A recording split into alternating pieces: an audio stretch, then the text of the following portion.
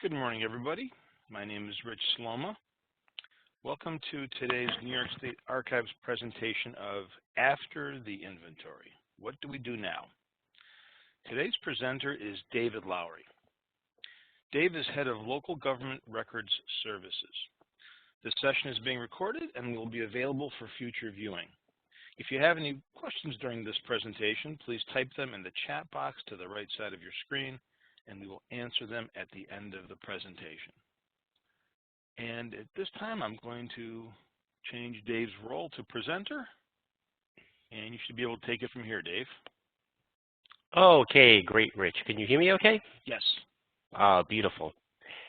So good morning, everyone, and welcome to our new webinar we're calling After the Inventory, Putting Your Data to Work.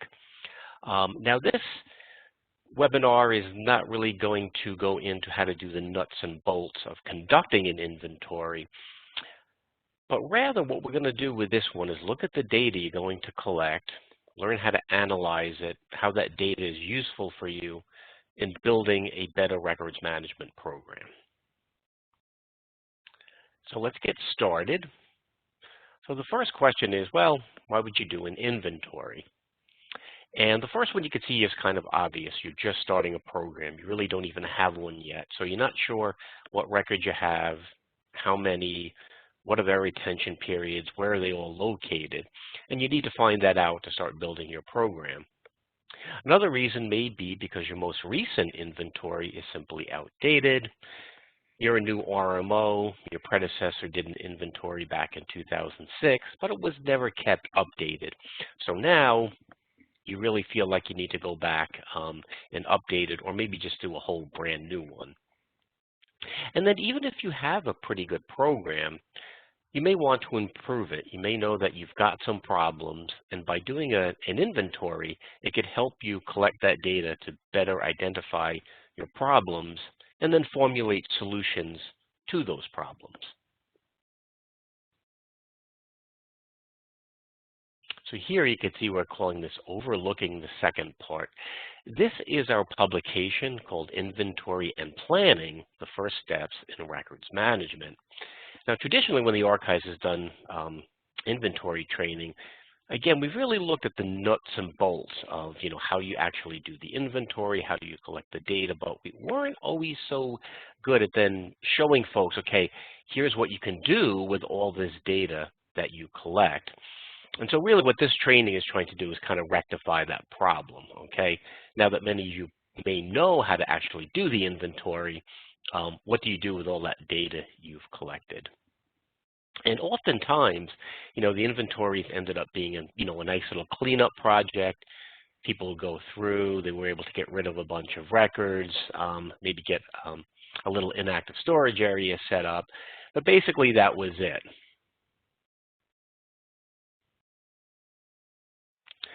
So one thing we want to do first here is to look at the records inventory data worksheet that was designed by the New York State Archives. This doesn't look like it's the best image. It's a little blurry, but it'll give you, an idea of what this looks like. So this is a paper form, and it collects 19 pieces of information. And sometimes when people do their inventory, they don't collect all of them. They may not see the usefulness in all of them.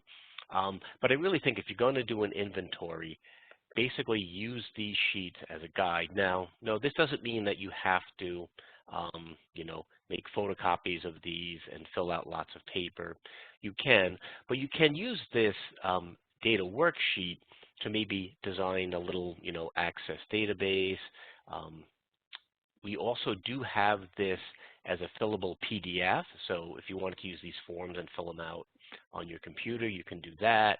You could use the information and design a, say a spreadsheet with that if you wanted to collect it electronically, or if you wanted to do it the old-fashioned way, you could still just make a bunch of photocopies of these sheets and go around and collect the information on paper. But again, very important to collect all the information that's on this worksheet, and we do have copies of this, of course, on our website. So what I'd like to do now is to go through every single one of those 19 data points. And what we're going to do is, look at the information you're going to collect, and then how can that information be useful to you down the road? Okay. So you can see the first one here is 1A and 1B. These are very straightforward, right? So you have the government, or if you're a state agency, the agency. You're going to fill that out. So if you're working by yourself, say one local government, and you've got a storage area that's just yours, you don't have to keep filling in the government or agency part. But the department and unit is very important here. And here are some of the reasons why you want to collect this information. One would be for creating office schedules. And an office schedule really is like a mini retention schedule for one department or office. So obviously, in order to identify all those records within that department, you have to fill in that piece of information. Here's what we're going to talk about a lot this morning, is identifying the official copy and multiple copies. That's oftentimes one of the biggest problems in your records management program. So collecting that department information is important because you could see which departments have the same records, right? And you could also look to identify which department should have the official copy of that record. So here's just a quick example. You do an inventory and then you discover that both the building department and the assessor have copies of building permits. Okay, then at that point you're going to want to decide who has the official copy, and do you want to eliminate one of those copies? Okay, so number 2 is going to be, again, a very important piece of information, the record series title. Okay, what is the name of this record series? Is it purchase orders? Is it mayor's correspondence? Is it payrolls? And again, this is going to be important. First of all, help you define the right retention schedule item number. You can see here I said the LGS1 retention schedule item. That's for local governments. For you state agencies, there's a general schedule. I forgot to we originally did this for a local government conference, so that's why I put only LGS1. But again, if you are a state agency, you would use the state agency general schedule or one of the specific retention schedules that you adopted working with the state archives.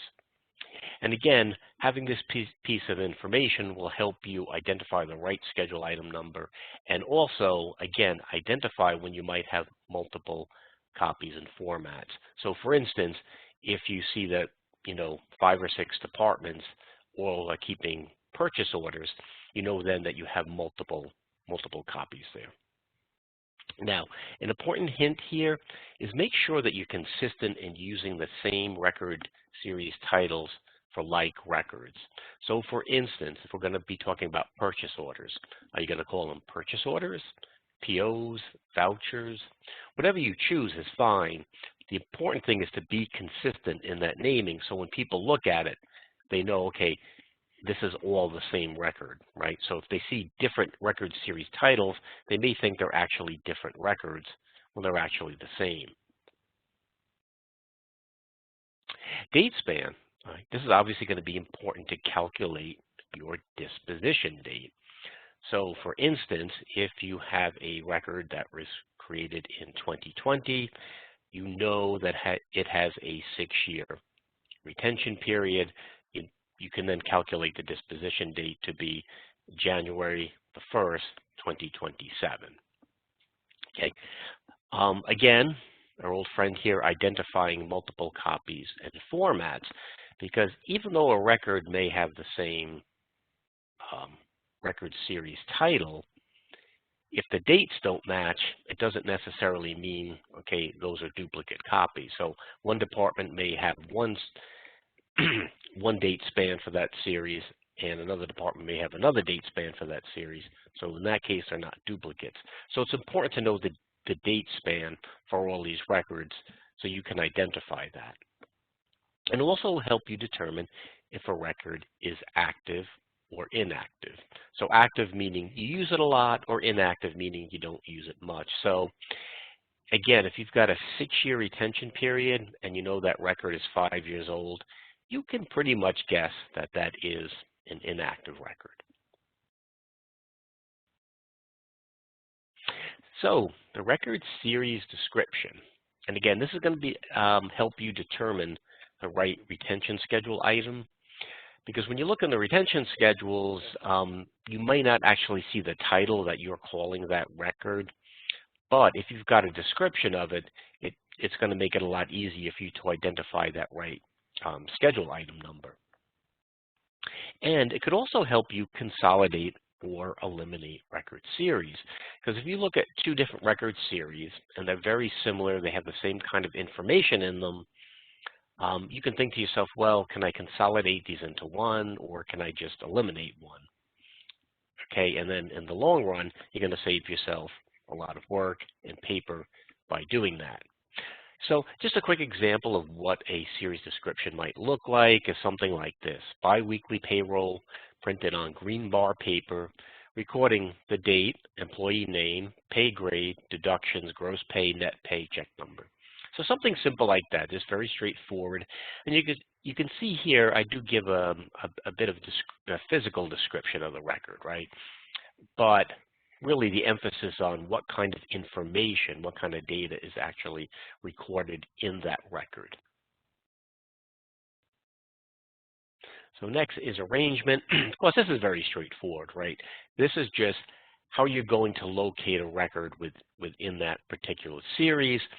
And the worksheet gives you 5 choices: alphabetical, numerical, chronological, alphanumeric, and finally other. Oftentimes in my experience, you use other when the records are such a mess, you can't even identify an arrangement, so you just put other and make a note that, essentially the records are too messy to even figure out if there is any arrangement, or there doesn't even appear to be an arrangement on them. And again, so locating a record within a series is important.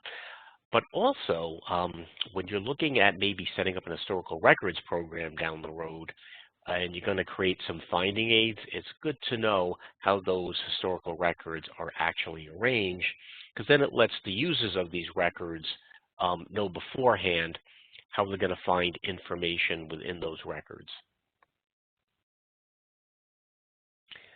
Okay, so for retention, okay, you see here that the worksheet's going to give you 4 choices. Not scheduled. That's kind of rare. Most of the records will be scheduled.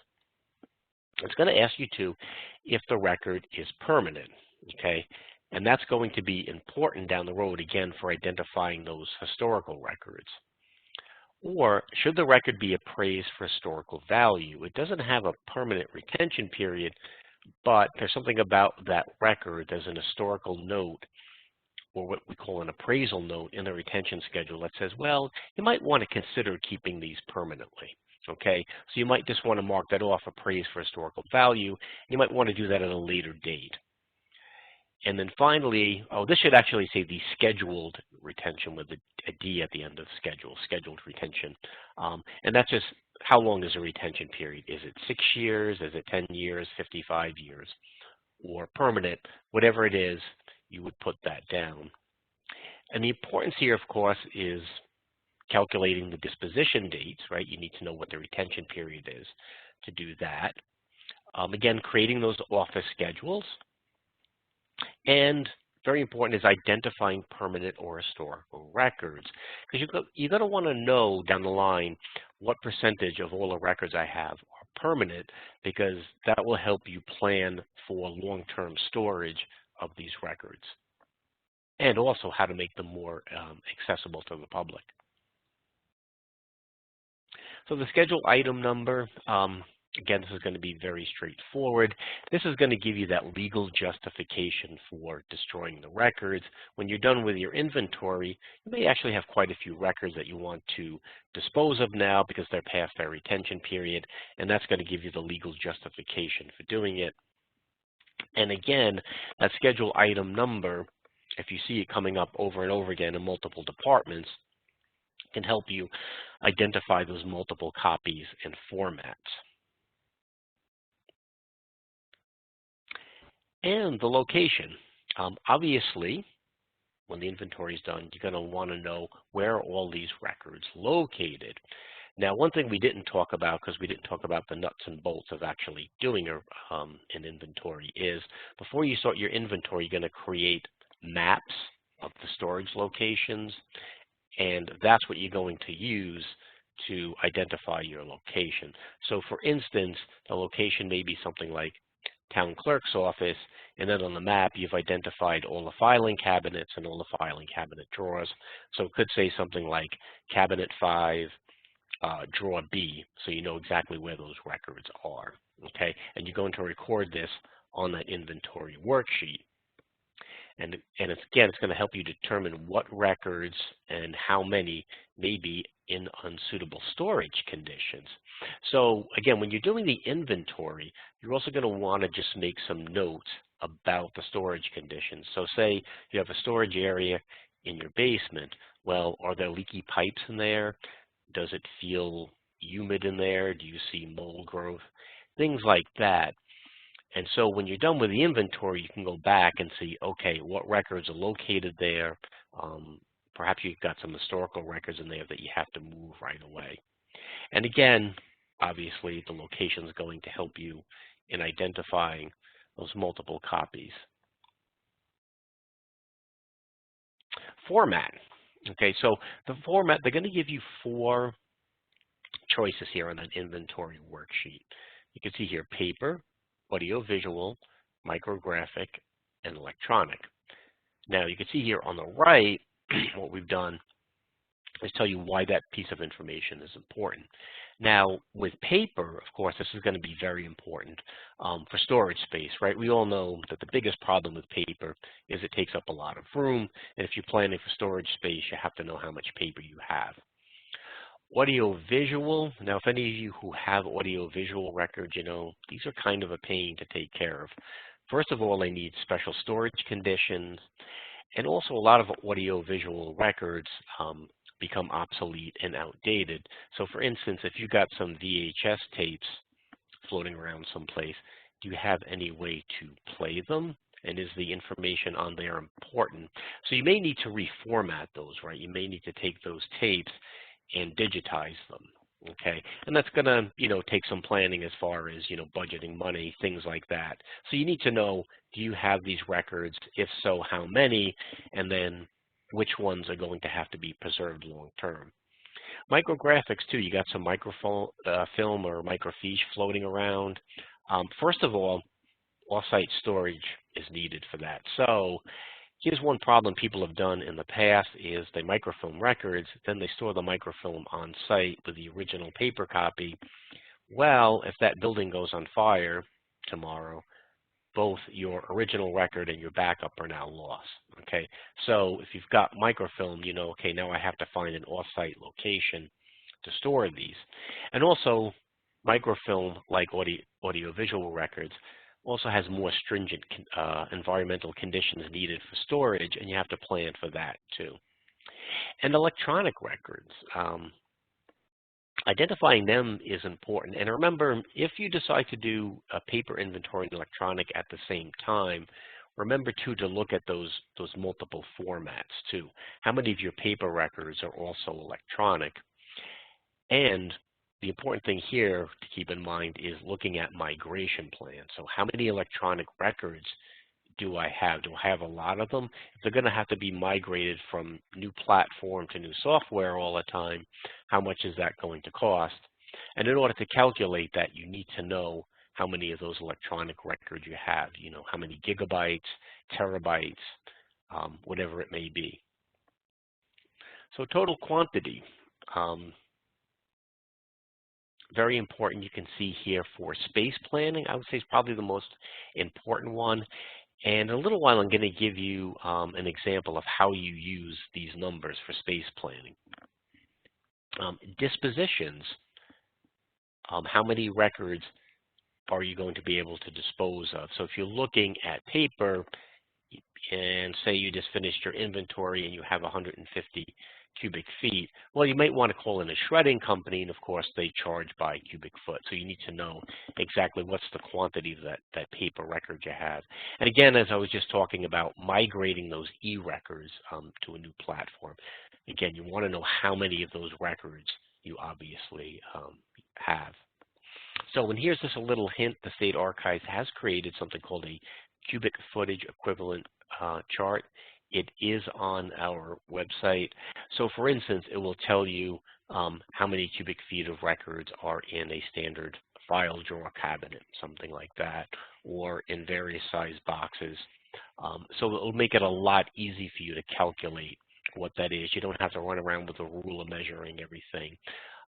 And this number too doesn't have to be 100% perfect. You know, you're taking an estimate. An annual accumulation, now of course this is pretty straightforward. It's going to be for space planning.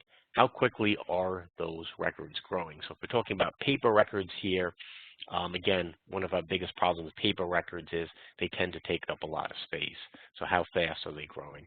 And how do you do that? Well, if you look at a filing cabinet drawer, and you know there's 1.5 cubic feet in there, and there's 1 year worth of records in there, you know that, oh, okay, these are growing at 1.5 cubic feet per year, and then you can plan from there. And then when you're done with your inventory, you add up all those numbers, and you can see, okay, my paper is growing at a rate of, I don't know, 80 cubic feet a year, something like that. Frequency of use. You can see here they're going to give you 5 choices for frequency of use: daily, weekly, monthly, seldom, and never. Now what this is going to do, you can see here on the right of the screen, is determine if a record is active or inactive. Rule of thumb, so obviously if you're using it daily or weekly, it's an active record. If it's seldom or never, obviously it's an inactive record. Monthly, you got to kind of get into a gray area there. Some people would call that semi-active, but you'd have to decide, you know, how inconvenient or convenient would it be for you to put that into inactive storage if you are still looking at it, say, at least once a month. Would it be too much of a burden for you to go and retrieve that record once a month? And do you have the room to keep that in active storage area? If you really press for space, I would say at that point send it off to inactive storage. But again, like I said, you're kind of in a gray area there. But this information, like I said, will help you identify you know, what records are active and inactive. And this is important because sometimes you may discover that you're storing a lot of inactive records in active storage space, which is much more expensive than inactive storage space. And you really don't want to do that. It's kind of inefficient and costly. And you want to make sure you're separating your active from your inactive records as soon as possible. Restrictions on use. So it's going to ask you if there are any restrictions on use, and some records are going to have that. The most obvious one would say medical records that may be related to an employee's medical insurance.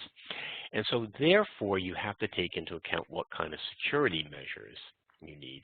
So you may note that, oh, well, these records right now are being stored in an open area in filing cabinets that don't have locks on them. Okay, so you've identified the problem, and now you know you have to find a solution for that. So it could be buy new filing cabinets with locks. It could be you're going to digitize them and keep them password protected on a computer, something like that. So any solution you come up with is fine, but you need to know there's a problem there first.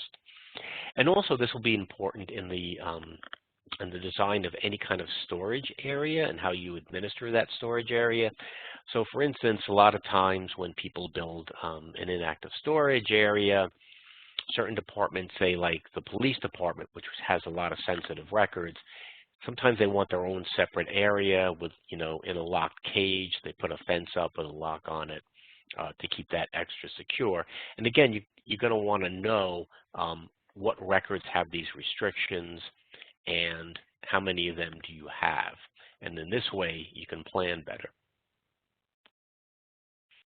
And questions 13, 14, and 15, these are all little check boxes, right? So they're going to ask you, okay, are these in poor condition? Okay, so if you check yes, this will help you identify those records that require conservation or preservation treatment. So let's say you have some older records. They do have historical value, right? They're archival, but you could tell they've been damaged and they need some of that treatment. Well, some of you out there who've actually done this may know it's not exactly cheap, right? It's pretty expensive. So knowing how many records that you have like that in poor condition is going to help you calculate out those costs, because if you did have a lot of them, okay, you're going to have to budget that over a number of years. And again, this is really for planning purposes. And part of planning, of course, is financial planning. And also identifying the environmental controls, okay, you may need in an area.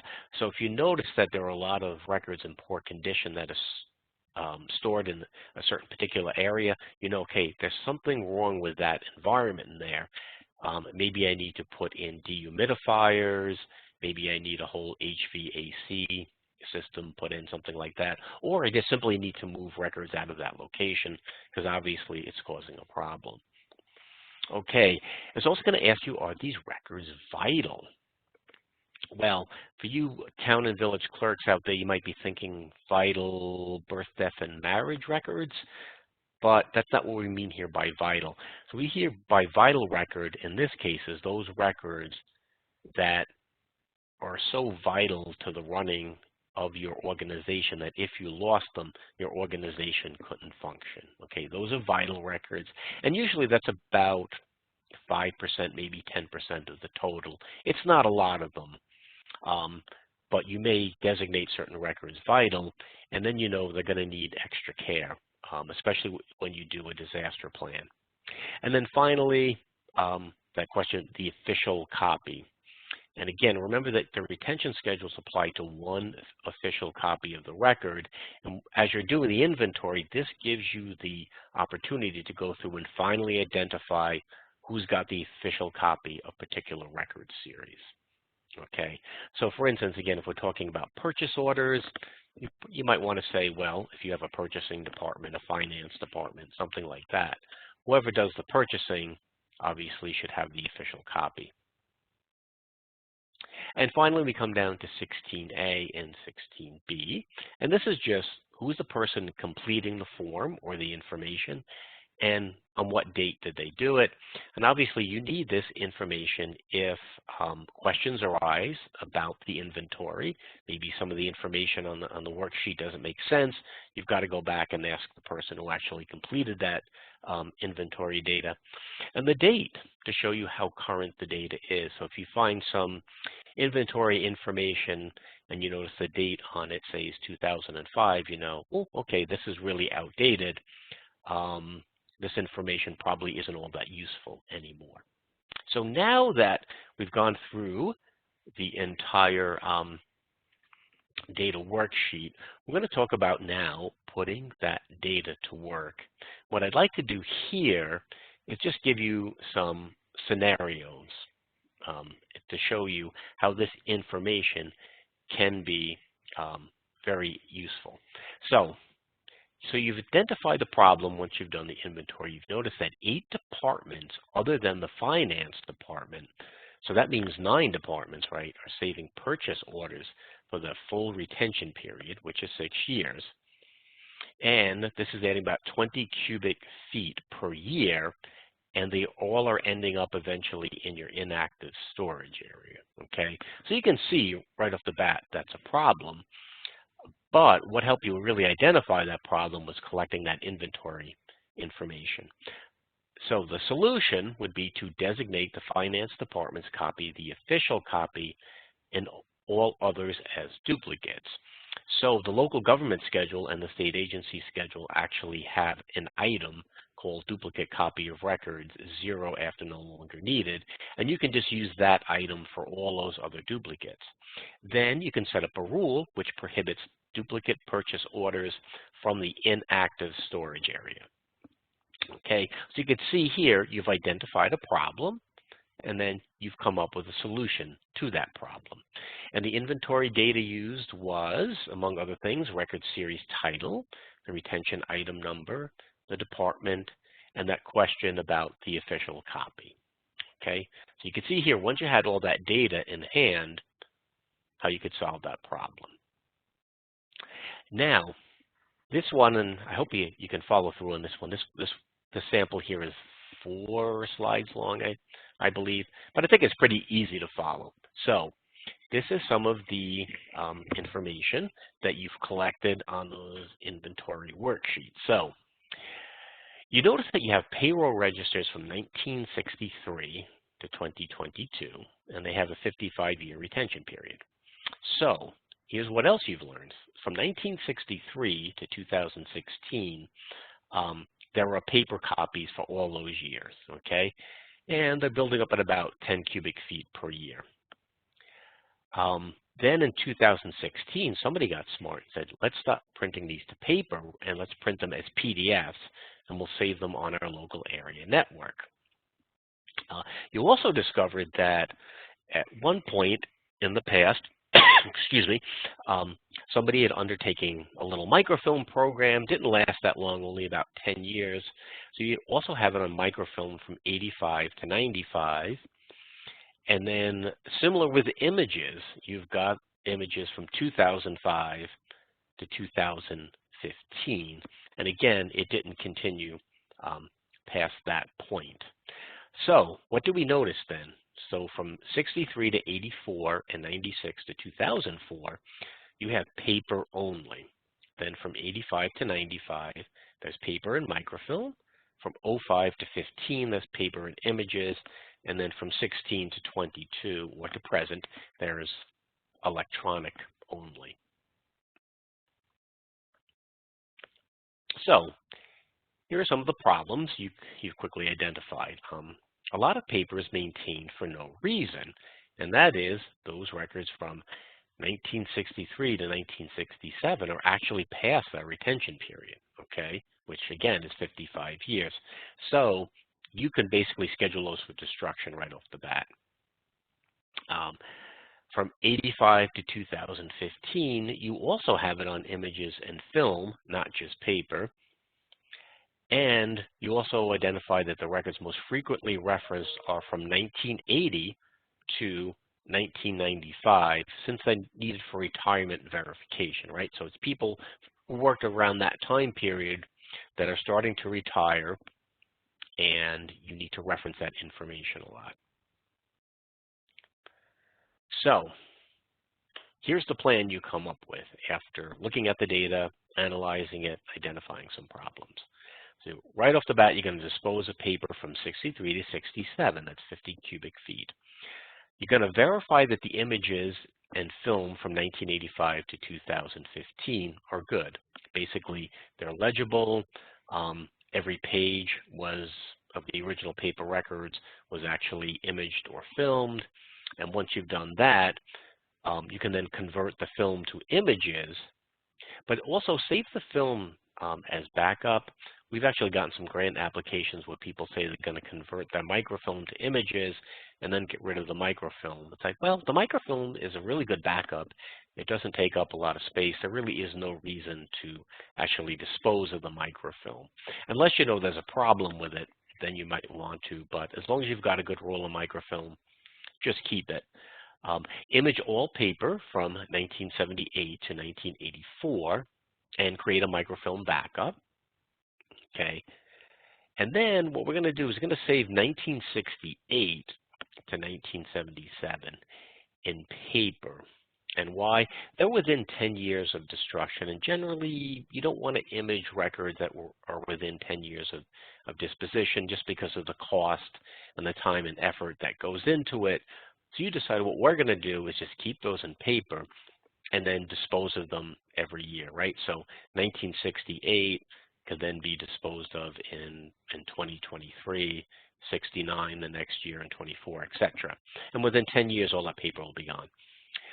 You're going to create a microfilming schedule for the PDF payroll reports, those ones that you've started creating in 2016, and then create a migration plan for the payroll system and for the images, right? Again, you want to plan for, as time goes on, moving that electronic data from platform to platform, software to software, as things are updated, because as we know, if you don't, they could become obsolete and you could lose that information. So here, finally, are your results. So you've disposed of 420 cubic feet of paper records. You will dispose of the final 100 cubic feet in the next decade. The records are much more accessible.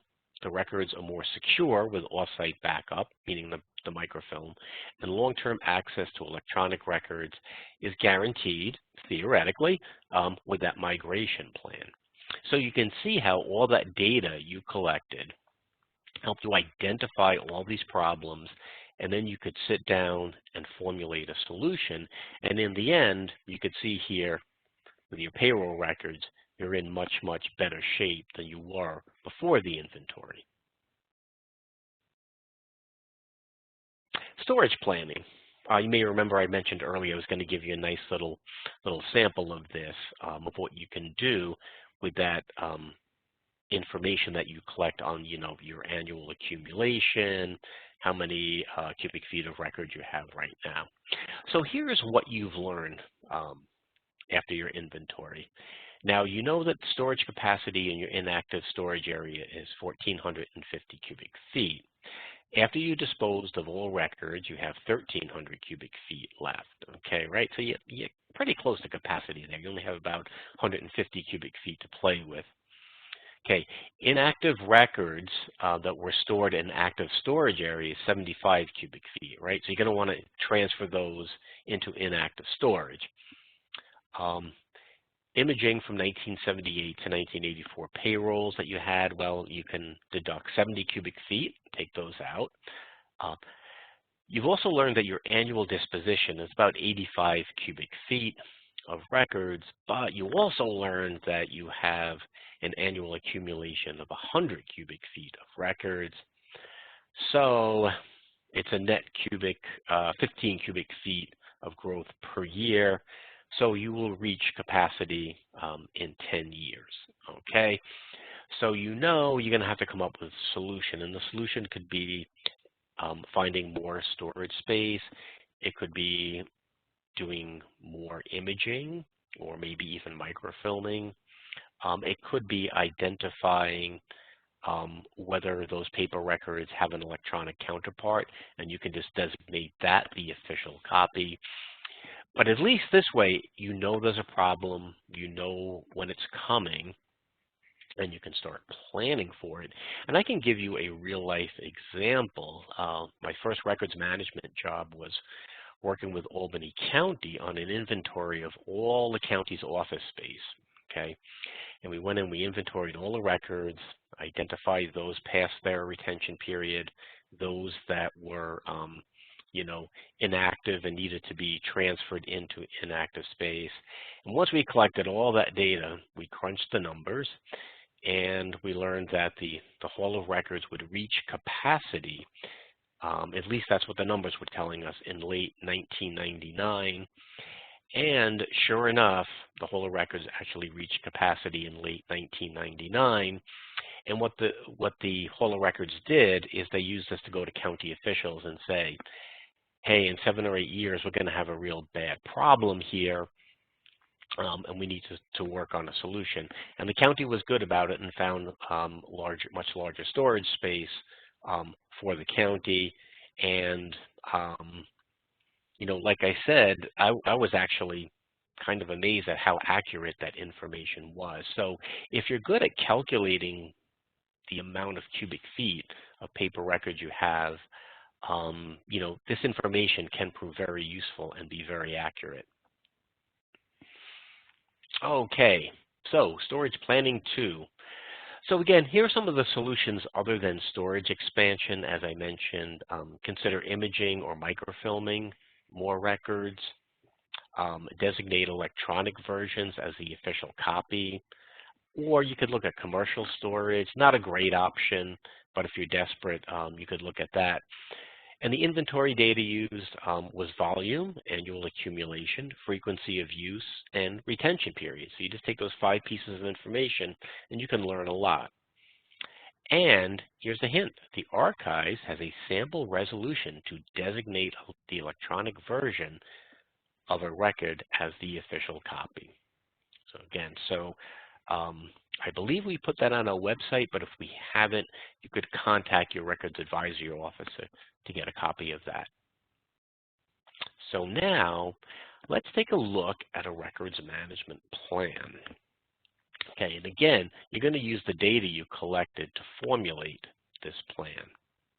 Now here you could see a sample of what a plan might look like. It could have an introduction, it could have a short-range plan, a mid-range plan, and a long-range plan. Now there are no fast and hard rules here of how you're going to organize your plan. I've seen them set up by department, so that's how they're organized. So let's say, okay, town clerk's department, you should do this. The assessor, okay, here's what you should do in the next 5 years. Same thing for the building department, etc. This is probably the most common one I've seen, the most common organization. But again, however you want to do it is perfectly fine. And some of you may want to actually work with a consultant if you've never done this before on helping you create that records management plan. Or your records advisory officer can also help you. Okay, so here's what this might be in your introduction.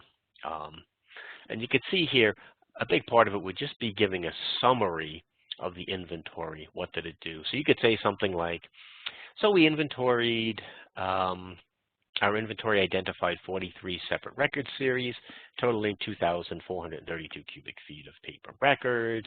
35% of paper records store in unsuitable storage conditions, etc. 25% of records stored in offices are inactive. So basically what your big findings were in your introduction here. And you can see here the introduction, the summary will provide an overview of the inventory's findings. More detailed specific suggestions will appear in the section that follow.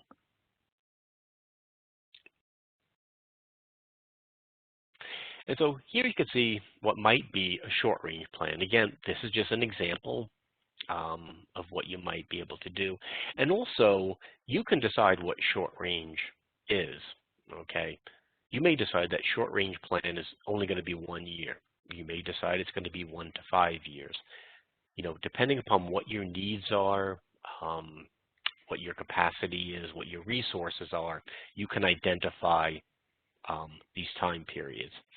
So you may want to, say, create a records advisory board. You could report to the governing board the inventory findings and calculate costs of implementing the first phase of the records management plan. And costs here, I think, are really important. If you're building a program, you're going to need financial support. You're going to have to go to your governing board, and they're going to want to, you know, probably see actual data, actual numbers, and justification for your spending request, right? They don't want you just coming and kind of winging it and saying, well, you know, I think we're going to need $2,000 to do this. If you could come up with some hard data to show them, I think you'd be much more likely to get that support. You might want to designate the electronic records as official copies. So that's a pretty fast, easy thing to do. Contract with a shredding company to dispose of obsolete records. Remove all archival records from unsuitable basement storage room.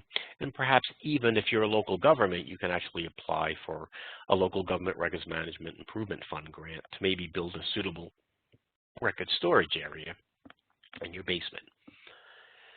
Okay, so then this is what a mid-range plan might look like, 3 to 6 years. You might want to create a disaster plan. And here you can see that we're kind of focusing on personnel files. So purge your personnel files, remove medical records from those personnel files and create separate filing systems, and research and implement electronic personnel management system. Okay, and this would only be a small part of the mid-range plan. Obviously, we just focus on really one record series, but I think you get the point in seeing that. The long-range plan, 6 to 9 years, implement a content management system to manage all electronic records, digitize payroll records that do not have an electronic counterpart, purge and digitize building permit records, digitize historical records and make them available online, purchase a climate-controlled vault for archival records. So you can see more advanced, expensive things you're doing here in your later years once you've got the basically the easier things you can fix you're going to want to do first, right? And then kind of advance on and on. So having said all that, let's summarize. Again, very important. I really, really strongly encourage you to complete every single field on that inventory worksheet. And hopefully this webinar has demonstrated to you why that's important. Then analyze the data to identify problems and formulate your solutions. Use the inventory results then to create a records management plan. And also, very important, and not the least important here, is check out the many resources on the State Archives website. So for those of you who want to learn more about the nuts and bolts of, just sort of physically doing the inventory, we do have training on our website. We do have that publication that I showed early in the presentation. Local governments, you can contact your records advisory officer. State agency folks, you can contact the state agency and scheduling unit to help you out with those things. So, Rich, did we get many questions during the presentation? Yes, we have received a few questions here, Dave, and I would encourage folks, if you have any questions at this time, please type them into the chat feature. We've got a few questions here already from Joanne, who asked, and you may have already covered some of this as we went along, Dave, but it probably is a good opportunity for us to review it. But what criteria is used to determine permanent? Well, essentially, the number one criteria would be the retention schedule. So if, say, for your local government, you'd look in the local government schedule, the LGS-1, and it will say retention period, permanent. Now, where it can get a little bit more confusing and complicated is sometimes you'll look at a retention item and it will say, 6 years or 10 years, but then it's got a note, and it'll say, note, you may want to, consider designating these as historical records. They could have historical value, blah, blah, blah. And then usually it says, contact the State Archives, which is the best thing to do. Because sometimes a record series could, for various reasons, take on more historical value. Like, say, if it's during a time period that has historic significance. So, trying to think of an example, like say maybe around 9/11 or something like that. So records from that time period that normally maybe wouldn't have been permanent, now because they're related to an historic event, might be permanent. Okay, we've had a couple questions here from Catherine, and this is rather a little bit earlier on in the presentation. It almost sounds like you are suggesting that paper is the easiest/best method for keeping records. No, not necessarily. I focus a bit on paper here because so many, at least local governments and state agencies, still have a lot of paper. And oftentimes when they do an inventory, that's their first focus because that's their biggest problem.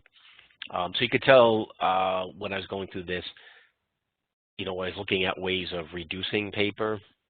And again, that could be one of the, the things you really identify well here is, you still have way too much paper. So for instance, if you do an inventory of your paper records and your electronic records, and you're seeing there's a lot of overlap there, and you can see, okay, well, maybe 70% of my paper records, I can just designate the electronic record as the official copy and not even create the paper anymore. Okay, and Catherine also asks, is it a problem when departments write on documents, and does this create more than one original record? Oh, interesting question. Yeah, so they make some sort of an annotation that's important. Yeah, and this comes up as, which you brought this up, is this can be important, say, when comparing electronic to paper records. So if you print out a record, okay, and then make annotations on that, write things that are important, right? That information is important, then you probably wouldn't want to designate the electronic copy as the official copy, because then it's not really 100% complete. And another area where we see this is the need for signatures. Although more and more people are looking at electronic signatures, I know that's one issue we always run into when we encourage people to save things electronically. They're like, well, we've got to print it because the mayor or, supervisor, whatever, has to, actually sign it to make it official, blah, blah, blah. And then they end up with the paper record. And also from Catherine, she states here, microfilm is not sustainable because there is a lack of parts to fix machines. What other backup can be used? Well, as far as accessing the microfilm, but basically you'd be looking at the microfilm just solely as a backup that could be redigitized. So God forbid you did somehow lose all your electronic digital images. If they're sitting in cold storage someplace, you've got them all backed up on microfilm. It's relatively cheap and easy to then pull that microfilm out and redigitize it. Yeah, I wouldn't encourage people to necessarily use it for, as for access to the records unless they really had to. But also nowadays they are, you can buy microfilm readers that attach right to your computer. They're fairly small, simple little contraptions, and they plug right into your computer. And then what happens is, as you're going through the microfilm, it just appears right on the computer screen. I've actually used these in my genealogy research and stuff like that when I'll go to some state archive somewhere. And they are relatively easy to use, and then you can also digitize the copies, download them, and then save them on a flash drive, something like that. So it is possible to find, access tools for the microfilm, but I would really just encourage people to have a microfilm purely as backup in case you run into a really big disaster. And also, I've got a question here from Deb,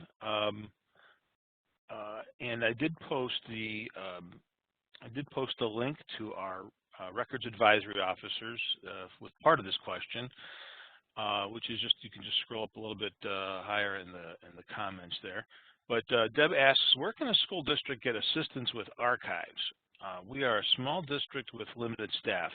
Can the district contract with a company to do some of the heavy lifting, and are there grants to pay for such services?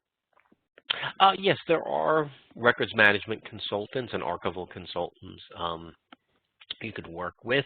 So if you're a school district, you'd want to contact Sarah Derling, who is your records advisory officer, and Sarah can actually help get you started, and then help you identify an appropriate person. If you're looking for somebody, like you said, to do that really heavy lifting, we could help you identify consultants that you could hire to help you out on that. And I just posted Sarah's contact information into the chat area. And again, Sarah is the Records Advisory Officer for school districts, BOCES, community colleges, and teacher centers. Yeah. And I noticed Sarah is also on the webinar today. That's right. That's correct. So okay. she knows she's going to be getting a call soon. So. And let's see. Excuse me. I had a question here from Patricia about when will the recording be available on the New York State Archives website, and probably I can answer that probably within a couple of days. You can certainly check back on our website, or you can go to the New York State Archives YouTube page, and I would just say Google New York State Archives YouTube, but also we will be, as soon as the recording is available, we will be posting something in Constant Contact. And for those of you who received the information about registering for this webinar, you will also, through Constant Contact, you will also get an email to tell you how to get access to that recording. Okay, I don't see any additional questions here. And I just wanted to add, too, that if, for those of you out there that are watching this session in maybe a larger group, at least more than one person, if there's 2, 3, 4 of you, or say a room full of 57 people, if you could type that number into the chat box, that will give us a better idea of what the level of participation was like. But if it's just one person out there, we have you counted, so we're all set there. And don't see any additional questions. Okay. Well, thanks, folks, for attending, and you know, I hope you got some useful information out of this webinar. Thank you, everybody.